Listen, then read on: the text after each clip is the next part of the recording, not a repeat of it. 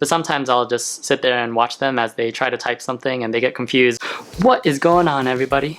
It's your boy Jimmy. Unless you're weird like me, my keyboard is probably different than yours. In this video, I'll be talking about my experience for using Dvorak for over 9 years and about why I started it, what it is, what are some of the problems with it, and if I would recommend it. If you're like most people in the world, you probably haven't given much thought about the keyboard layout that you use every day. You might have thought at one point, wow, this is weird, and then just continue on with it, thinking this is just the way it is. I'm here to tell you that this is not the way it has to be. You have choices. As early as I can remember, I was like this too. I remember hearing about alternative keyboard layouts and dabbling in them a little bit, but I never really took it that seriously. That is, until I started my first job at the age of 20. In the year 2010, I started to think about my health a lot more. My thought is that if I'm going to be spending 40 or more years sitting in front of a computer, I should do everything that I can to protect my health. That includes things like my sitting posture, the chair that I'm using, the ergonomics that I have.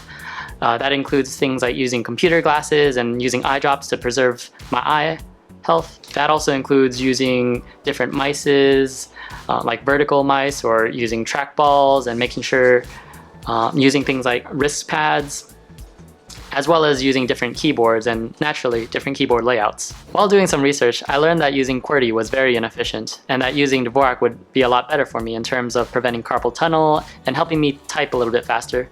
So I thought if I'm going to be spending a long time using a keyboard, might as well give it a try. For 6 months, I switched completely to using Dvorak at both home and at work.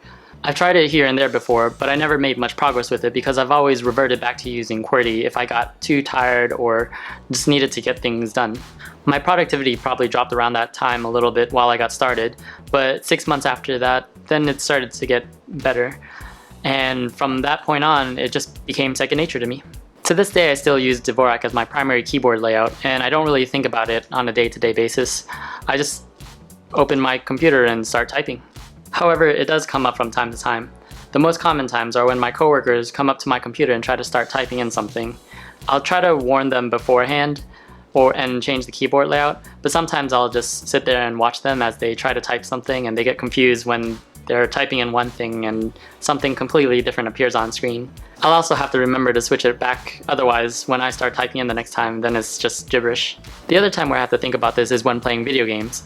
Some video games are really good about this, like League of Legends, where my hand can stay in the same position whether it's using Dvorak or QWERTY, but other games aren't as nice. And it's not that much of a problem unless there's in-game chat, where then I'll have to switch the layout every single time I want to chat and play.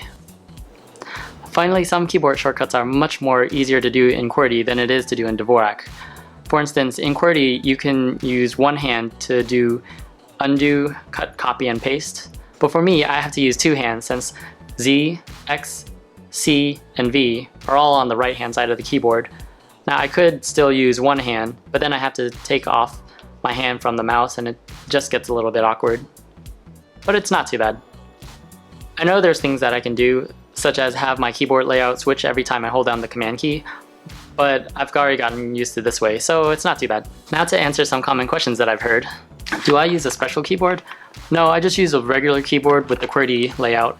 I don't put labels or anything to them because I touch type and I don't look at the keyboard anyways, and I could change the keycaps to the different keys, but F and J have a little notch on them. I use that to figure out where the home row is, and if I move the keys around, then that would confuse me a little bit, so I just leave it that way. Dvorak is pretty standard in all computers now, so I just have to go to the computer settings and enable it in the keyboard settings. Do I type faster? I don't think so. I've never really cared much for typing speed. I think I type the same as when I did typing QWERTY. For me, it's always been more about reducing strain on my hands.